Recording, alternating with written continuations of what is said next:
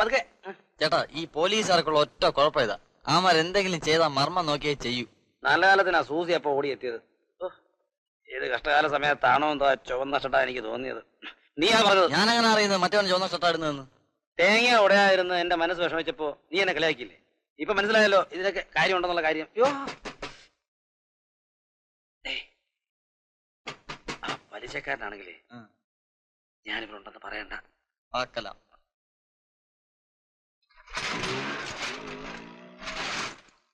കൃഷ്ണൻകുട്ടിയുടെ അച്ഛനും അമ്മയാ. ചേട്ടാ ചേട്ടന്റെ അച്ഛനമ്മ കാണാൻ വന്നിരിക്കുന്നു. ഞാൻ പോയി ചായ വാങ്ങിച്ചോണ്ടാ.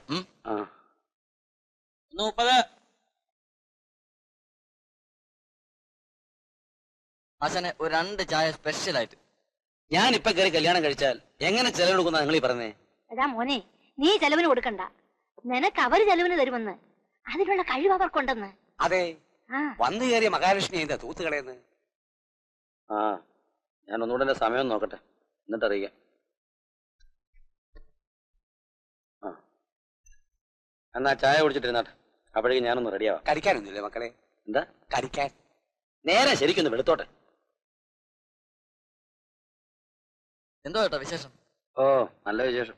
ഞാൻ പെണ്ണ് കെട്ടണം. അതിനിത്ര ദുഃഖം തോന്നുന്നു. ചേട്ടൻ പെണ്ണിനെ കെട്ടുന്നോ അതോ പെണ്ണ് ചേട്ടനെ കെട്ടുന്നോ? എന്ന് വെച്ചാൽ ചിക്കിലി കിട്ടുമെന്ന്. സ്ത്രീധനം ഉണ്ടോന്ന്? അതൊക്കെ ഉണ്ട്. പിന്നെ ചുമ്മാ കയറി കെട്ട്. ചേട്ടാ നമുക്ക് ഒരെണ്ണം ഒത്തു വരുന്നില്ലല്ലോ. അല്ല ആര് വന്നാലും ഞാൻ എന്നെ വാങ്ങിക്കും. സംഗതി അവൻ ഇത്രയൊക്കെ സെറ്റപ്പ് ആക്കി എന്ന് പറഞ്ഞാൽ അതാ മനുഷ്യ ഞാൻ പണ്ട് മുതലേ പറയുന്നത്, അവന്റെ അഷ്ടമത്തിലെ ശനി മാറുമ്പോ എല്ലാം മാറുമെന്ന്.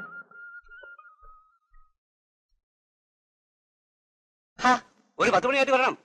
നേരം വെളുക്കുന്ന കുറ്റം പറഞ്ഞ് ഫോട്ടോ എടുക്കാനെന്ന് പറഞ്ഞ് വന്നാലേ ബാക്കിയുള്ളവർക്ക് കുളിക്കുകയും ജപിക്കൊന്നും വേണ്ടായോ?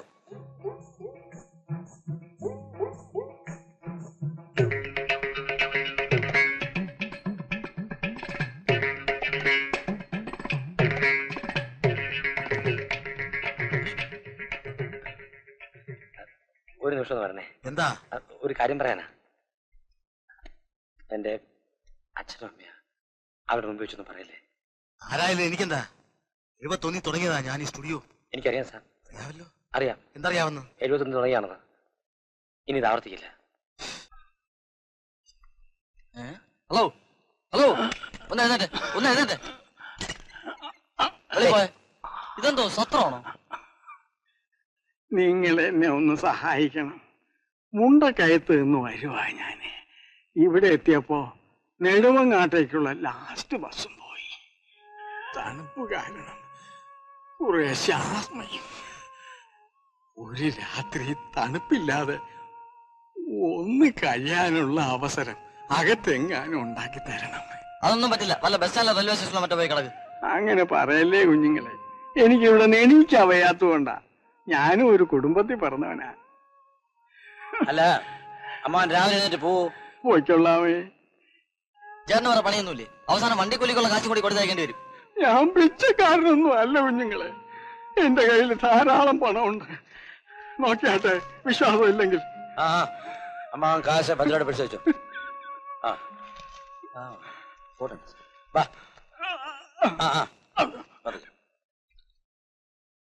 ചേട്ടൻ ഇതിന്റെ വല്ല കാര്യമുണ്ടോ? വോട്ട് ഗണേശ, ഒരു പ്രായമായ മനുഷ്യനല്ലേ. ഇപ്പോഴത്തെ കാലം അതാണെന്ന്. ഇയാൾ വല്ല കള്ളനോ കൊള്ളക്കാരനോ സിക്ക് ബീഗനോ ആരാണെന്നൊക്കെ ആർക്കറിയാം. ഇയാളതൊന്നും അല്ലെന്ന്. ആള് പാവം കണ്ടറിയാം. പിന്നെ ഒരു സമാനം ഉള്ളത്, സദാനന്ദ മുതലാളി നാളെ ഉച്ച കഴിഞ്ഞാൽ വരും. നമുക്ക് അതിനു മുമ്പ് ഇയാൾ ഇറക്കി വിടാം. ഞാൻ ഇപ്പൊ സ്റ്റുഡിയോ റൂമിൽ പോയി കിടക്കാം. ഈ കിളവൻ വല്ലതും അടിച്ചോണ്ട് പോയാലോ? അലൈറ്റ് കാണിച്ചാലേ.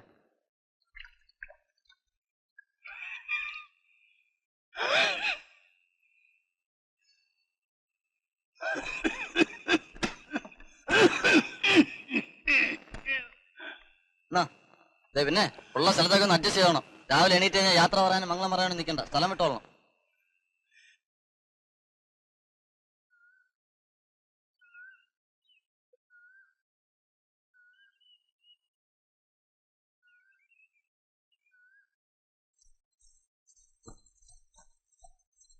ആഹാ, ഇതുവരെ പോയില്ലേ? മണി 8 എന്തോ നമ്മ ഒന്ന് എഴുന്നേറ്റേ. ചേട്ടാ ചേട്ടാ, ആ കിളവൻ ക്ലോസ് ആയി. ക്ലോസ് ആയിരുന്നു? വെടിയായിന്ന്, ഇരുന്നിരിപ്പ് ചത്തിരിക്കുന്നു. നേരെ നമ്മൾ സ്റ്റുഡിയോയിൽ ആൾക്കാർ നമ്മളിപ്പോ എന്ത് ചെയ്യും?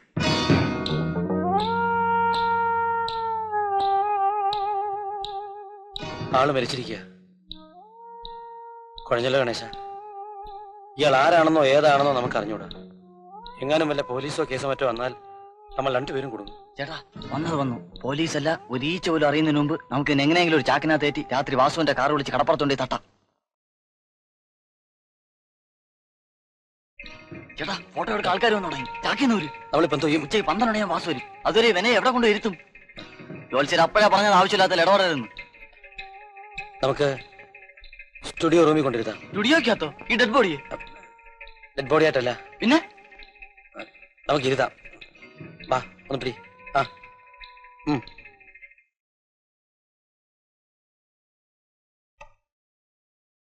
ഒന്ന് വെയിറ്റ് ചെയ്യണേ. സ്റ്റുഡിയോ ഇപ്പൊ തുറന്നതേ ഉള്ളൂ.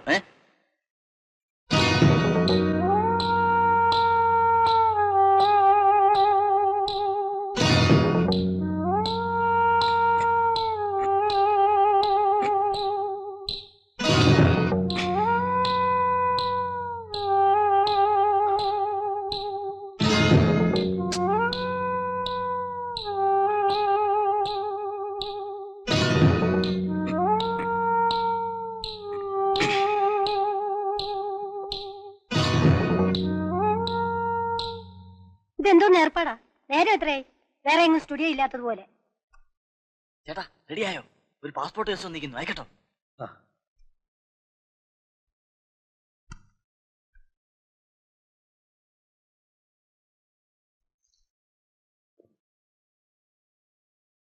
സമയം എന്തായി? അമ്മാനോട് ചോദിച്ചേ സമയം എന്തായിരുന്നു? അമ്മാവന് ചെവിയും കേൾക്കില്ല, വർത്താനം പറഞ്ഞാൽ തിരികെയില്ല. രാവിലെ വന്ന് കയറിയതാ ഫോട്ടോ എടുക്കണമെന്ന് പറഞ്ഞിട്ട്. നമുക്കെടുക്കാം. പാസ്പോർട്ടല്ലേ?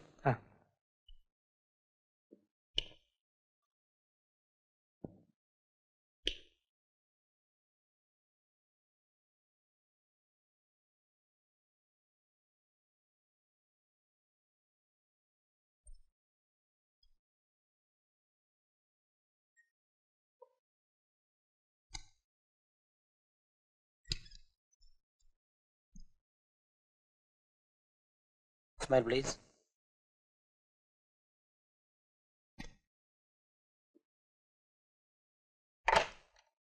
എങ്ങനെയുണ്ട്?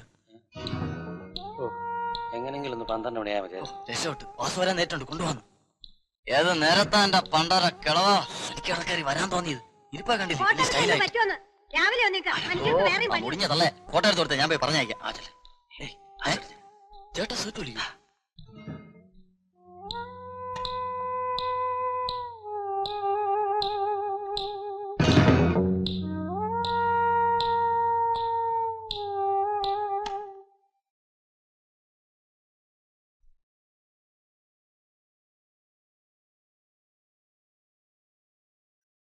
ക്യാബിനറ്റ് ഫുള്ളോ? എന്റെ ഭർത്താവ് ജബൽപൂരിലാ, അങ്ങോട്ട് അയച്ചു കൊടുക്കാനാ. ഭർത്താവിന് ഫുള്ളല്ലാതെ പിന്നെ അവിടെ മേക്കപ്പ് റൂം ഉണ്ട്, ടച്ചപ്പ് ചെയ്യാം.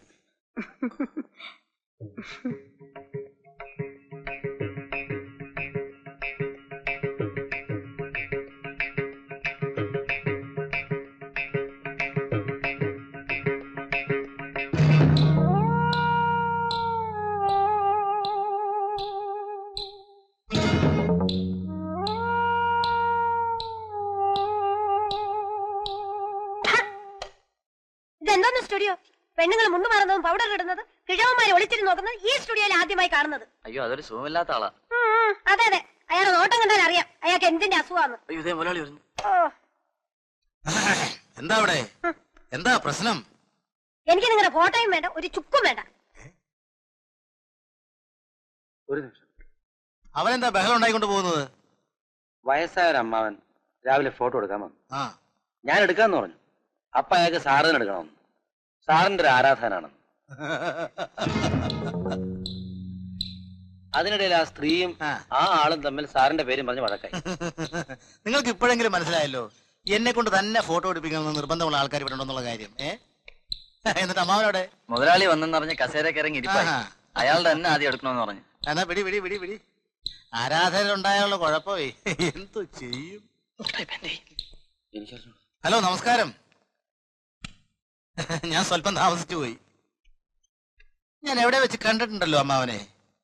അല്ല, അത്രയും ചിരിക്കണ്ട, അത്രയും ഗൗരവമൊന്നും വേണ്ട. പ്രസന്നായിട്ടൊന്ന് ചിരിച്ചേ. ഞാനൊന്ന് നോക്കട്ടെ. ഒരു ലൈറ്റൊക്കെ ഇട്ട്, നല്ല ജർമ്മൻ മേക്ക് ലൈറ്റൊക്കെ ഇട്ട് ഹലുവ പോലെ എടുത്തു തരാം. ഒന്ന് ചിരിച്ചേ, ഒന്ന് ചിരിച്ചേ, ഒന്ന് ചിരിച്ചേ.